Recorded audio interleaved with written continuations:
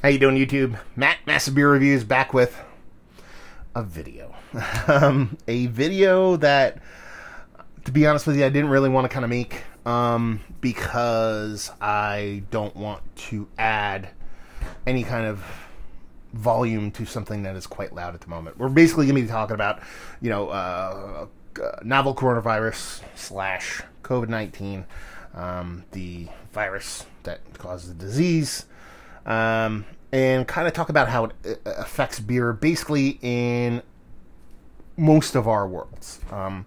First things first, got to touch on the whole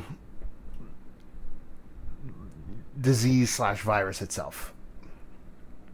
This isn't going to be a video about, hoaxes, or is it real, or isn't it real, or it's mass hysteria, or it's trying to separate the community. None of that bullshit. Listen, you can form your own opinion. You're more than welcome to do whatever you want when it comes to these kind of things. That's not what this video is about. It's obviously a thing that's not up for debate, and it's obviously affecting people's lives, and that's kind of what this video is more about. So for those that don't know, basically there is a kind of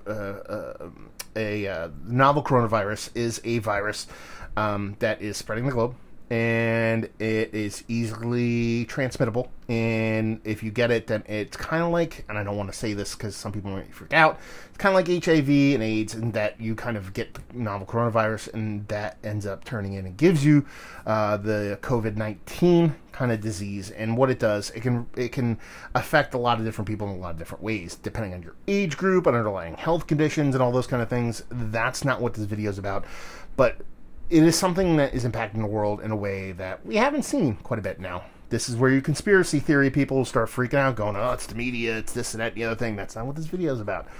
All I'm talking about is what actually is happening. What actually is happening is there is something going around, and it is affecting us. That's what this video is about. It has nothing to do... Listen, there's 19 billion people way smarter than me that can actually break down this pandemic and kind of tell you about the ins and outs of it. That's not what this is about, so don't start spouting all that bullshit down there. It's more about how this affects beer. Really, this is a beer channel. We're going to talk about how it affects us and what I think you guys should do in the meantime while you're dealing with all this bullshit. So in the grand scheme of things, it's gotten to the point where this has caused a lot of disruption in market chain, supply chain, and basically day-to-day life stuff. For those that don't know, I deal with a lot of import-export in my daily life, in my normal job. I actually have a normal job, and I deal a lot with the kind of an import-export of goods from other countries, China included. So I could see how this is affecting the world before a lot of people did. But it definitely came on a bit stronger than I thought it would when it actually came to the United States.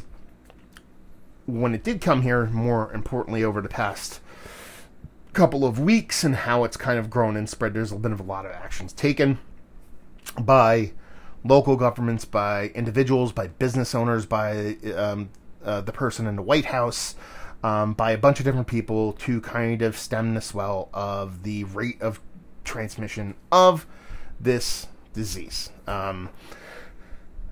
In the word most of you actually have seen kind of thrown around out there, hopefully you pay attention to this stuff and just ignore it. It's good to ignore it. It's good to ignore the mass hysteria. I've used my Plex server. I haven't turned my TV on all weekend. I don't want to hear about it. At the same time, I try to stay informed. The way you try to kind of curb the spread of this is the easiest thing, is the reason why a bunch of, schools and sporting events and, concerts and human gathering places, and what that phrase that we alluded to is flattening the curve, which is basically slowing the transmission of the disease down.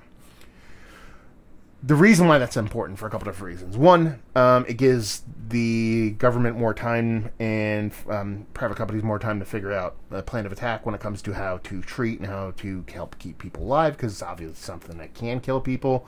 Again, you guys can go look up smarter people than me when it comes to actual rates of what it does. But in the brass tacks, it's definitely not the flu, but it's not probably this crazy monster that's going to kill everybody.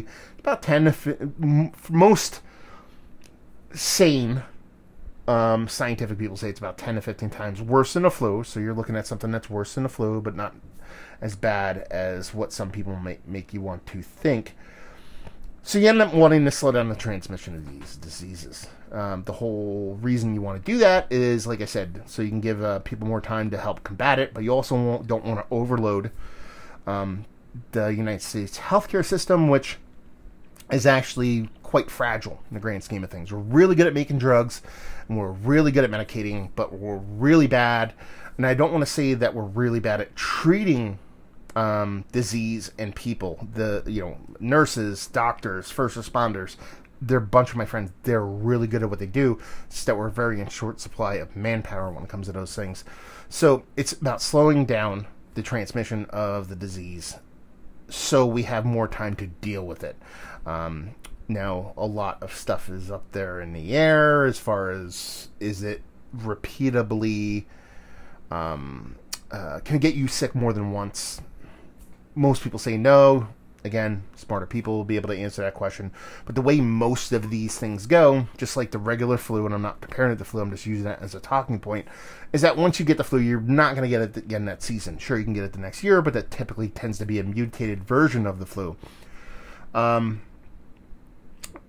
So as long as you slow that down, then you have a better chance of kind of curbing a lot of deaths, but at the same time, also keeping the infrastructure of the country kind of running, at least from a hospital standpoint. You know, the big thing, and what you've probably heard from Italy, is that they've had such an overblown case of this that they've basically been stretched to the hilt as far as, you know, the people that they can treat, to where they had to pick and choose the people they would treat and be like, this person's kind of old and they have a bunch of health issues, so we'll let that person die because they're probably not going to live anyway. Those are decisions we're trying not to make here in the country. So since we're trying to do those things, we're doing a lot of that, purposeful self-distancing, self-isolation, trying to kind of keep everybody from going out there and transmitting disease. Social distancing is what I'm talking about. And that affects everything across the board, from learning to my work to your work, probably to restaurants, supermarkets. Even though you have the whole kind of snowstorm TP crowd people that go ape shit, it is what it is. That shit's always going to happen because there's dumb people in this world. But it affects a lot of small business, and that's really where we're coming full circle in this video. And what I really want to talk about, even took me 10 minutes to get there, is that this is going to hit the beer industry really, really, really hard. Because if there is one industry that I think has grown exponentially faster than anybody would possibly imagine, it has been the craft beer market. Over the past 10 years, it's been amazing to see the growth that's come out. I've actually said it multiple times about how many, 20 years ago, even 10 years ago, I would go to, if I met anybody all year long that was in the craft beer, I would be like, wow, this is crazy. Someone's into craft beer.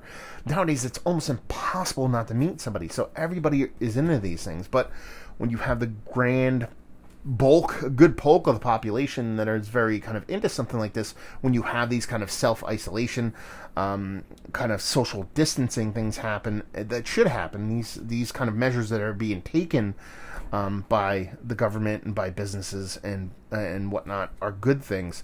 It ends up causing a lot of these smaller companies to lose a lot of money. You don't want to equate life and health and everybody living their lives and all that stuff to money, but in the grand scheme of things, there's families to feed, there's people to employ, all those kind of things tend to kind of take a big shit when these things happen. So, you're going to see a lot of debris in the wake of these kind of things. You're going to see breweries closing. You're going to see craft beer bars closing. You're going to see, bottle shops that kind of really exclusively cater to craft beer kind of closing, because people aren't just going to go out and go to these places anymore. They're going to be like, fuck it.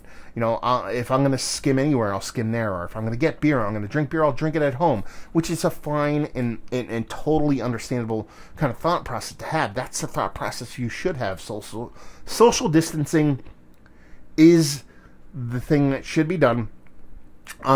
again, smarter people can actually talk to you about this, and I actually have an article I'll forward you guys to. It'll be in the comments below. It's a Washington Post article that actually explains perfectly how social distancing works and how it helps deal with these kind of things.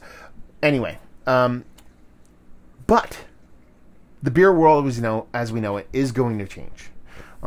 Because there is going to be some carnage in the wake of all this stuff happening. What this video is about is having you guys understand that you could help fight back against that. Much like social distancing helps with this kind of pandemic, you can actually help these breweries, these craft beer bars, stay open. I've seen a lot of them, more specifically today, kind of come out and actually say they're closing their tap rooms completely. But they're not closing beer production. They're going to still produce beer. They're still going to kind of let people purchase beer. They're going to let people kind of come in and just do to-go sales. They're going to let some states would actually allow it. They're going to start doing beer delivery.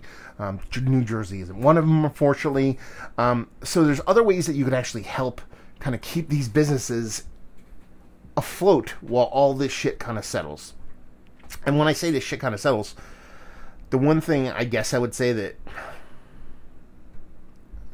again, this is kind of nebulous stuff that people will argue over, but this isn't going away in a week or 2 weeks or in a month. It's going to be a couple of year process for this to go through. It's not going to be as scary or hectic or crazy.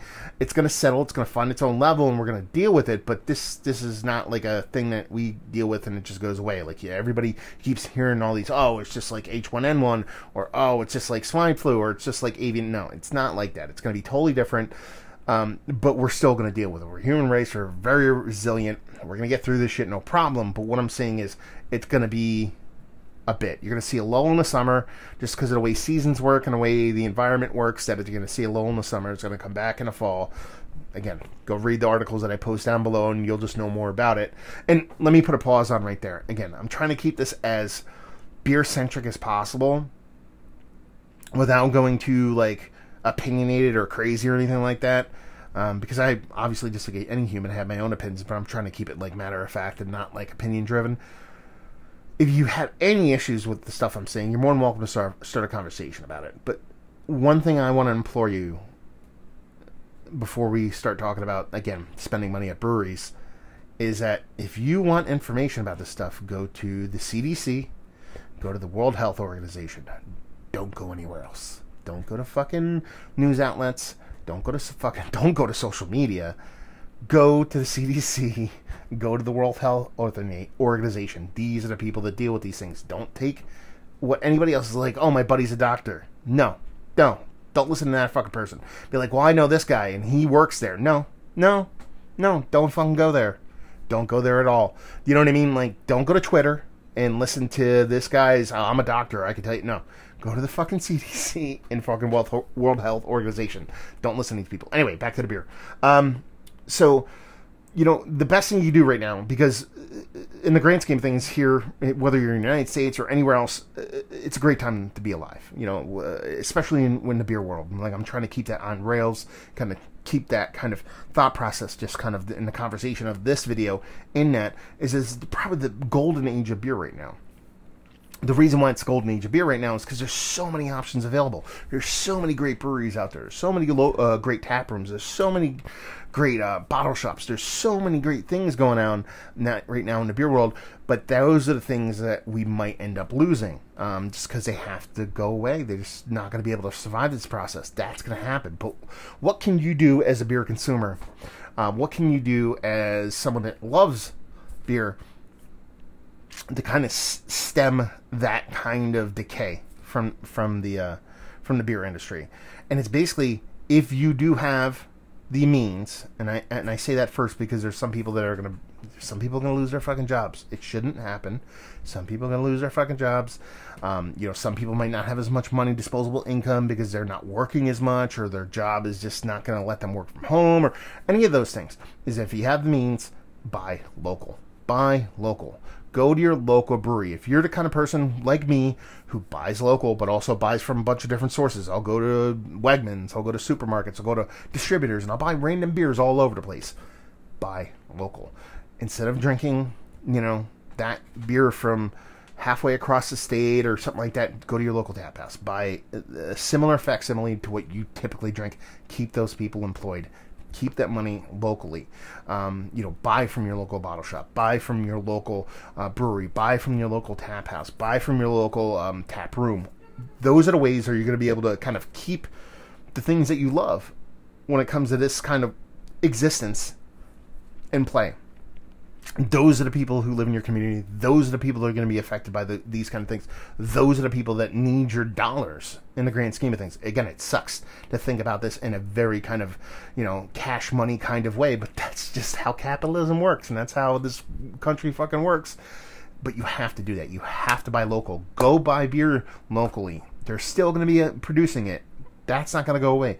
If they're closed, they're probably closed as a tap room. Knock on their door. Hey, can I buy your beer? Can you do growler fills? Do you do pre-filled growlers? Hey, your bottle shop. Go into your bottle shop. Buy local there. Be like, hey, do you have anything local? Anything even in state? Try to keep stuff as local as possible. Again, there's breweries that aren't local that need this too. But if everybody focuses locally, then I think we'll get through this with the least amount of carnage possible.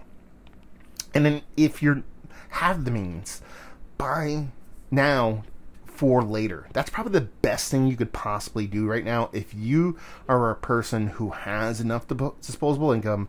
And listen, if you're watching this fucking guy on fucking YouTube talking to a fucking camera, chances are you have a disposable income, because this is fucking, as much as I play the whole cool blue collar, I hate new money cash bros, dude, I'm talking to a fucking camera on YouTube about fucking beer. So I have disposable income. I have to. I mean, otherwise I wouldn't be buying stouts, barrel-aged stouts and all that stuff. And if you guys are watching it, more specifically, if you're sending me stuff, and a lot of you people do, it means you have disposable income. Buy now to spend later. Go buy a gift certificate. And there's a lot of breweries that are doing really cool things when it comes to the whole buy now, spend later kind of thing, in that they're doing like, okay, and for example, I saw a couple different breweries kind of promoting on Instagram saying, hey, come in, buy $100 gift certificate. Or we're having a program. Let me say that again. We're having a program. Give us $100, we'll give you a $75 gift certificate. But with that $75 gift certificate, we'll give you a free 32-ounce growler fill every week for 2 months or 3 months. So what you end up getting is like $150 worth of stuff, but you're only spending like $100 now. And then you could use that $60 gift certificate after a certain time. Do that shit. Do that, because what that does is that puts money in, no money out. Reasonable no money out for a brewery. And those are the things that are going to keep a lot of breweries afloat over the next couple months when this shit kind of finally kind of comes to a head and finds its own level and kind of settles down. Those are the things that you're going to need to do to kind of keep this world, this beer world that you guys love and you enjoy so much. The reason why you watch me is because you dig it so much, and I'm going to do the same thing. I'm going to try to keep my own words, just, pay it forward, lift everything up. We got to lift each other up when we kind of get into shitty parts like this. Again, I know you might say, oh, it's a hoax, it's this and that, blah, blah, blah. Brass tacks is strip it all away. It's happening. Things are happening. It's not fake. It's go outside. You see it. You know what I mean? Get off social media. You can see these things happen. So, it's again, like I said, this is such a hard video to make because I didn't want to do it, because you're talking about the guy who like literally came home this weekend, and just has not turned on TV. Just Plex servered it. That way I didn't have to see commercials. I didn't have to see special reports. Not because I want to put my head in the sand like an ostrich, because I know enough to get information where I need to get it, when I want to get it. And I know enough to where I'll be bombarded with a lot of kind of crazy, hectic stuff. So it's one of those things where I didn't want to do it, but I felt like just for the beer community in general, to stress how important it is right now that you stay safe, do what you need to do for you and yours, as far as, social distancing and self-isolation, and if you're sick, stay home, if you can work from home, work from all that stuff that you should be fucking doing already. But also, if you do have the means and the wherewithal to spend your dollars on your local tap room, help those guys out. Those are the ones that need it. You know what I mean? There's a lot of people that are going to be out of jobs just because people aren't going out. Just think about that just from just your locally. Your tap room probably employs like 15 people. They're probably going to have like 2 people working now. So you're talking about, you know, if a place employs 15 people, they have 2 people working. There's now 13 fucking people out of jobs. That sucks for them. They will have to deal with the hardships. And hopefully breweries have some way to kind of help them through those hardships. But if you help, if you spend money at your local place, you keep them afloat, when they reopen, the jobs are there. They'll be back. So that's pretty much what this video's about. I mean, like I said, I really didn't want to make it, but it doesn't seem like a lot of people are saying these kind of things, at least in the YouTube format. And yeah, that's pretty much it. So it sucks. It's real. It's probably not as crazy as you think it is, but it's probably not as not crazy as you think it is. My opinion is, more often than not, there's 2 ends of the spectrum. There's craziness and there's craziness. The truth always falls somewhere in the middle.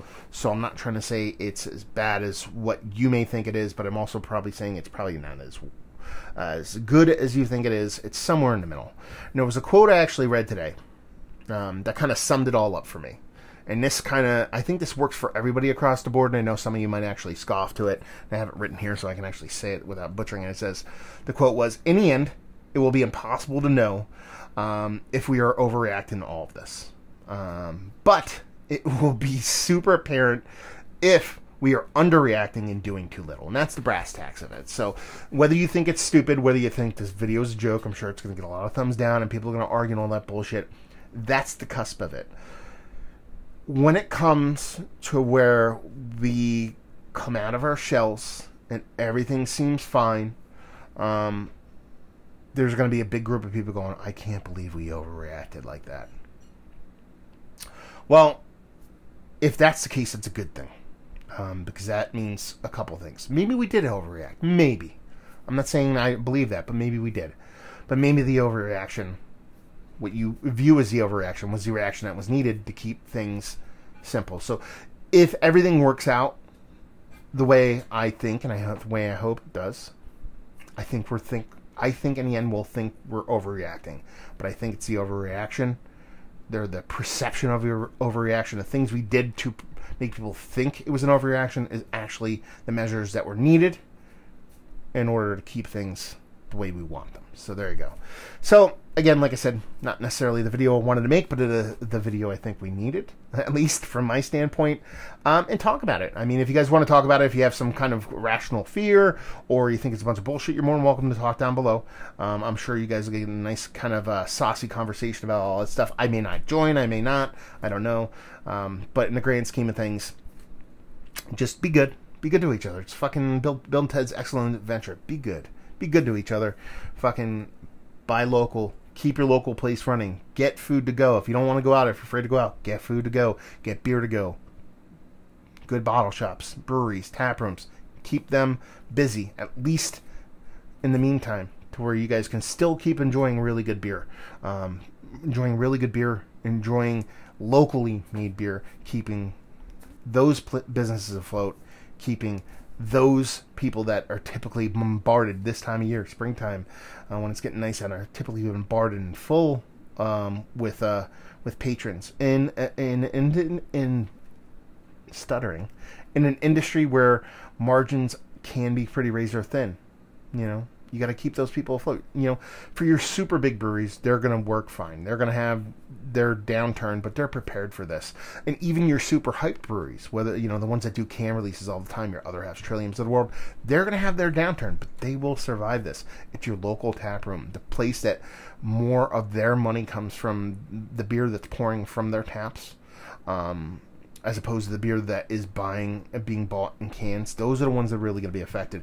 But those are the ones you go to on the weekends. Those are the local places that you go to. Keep those guys afloat.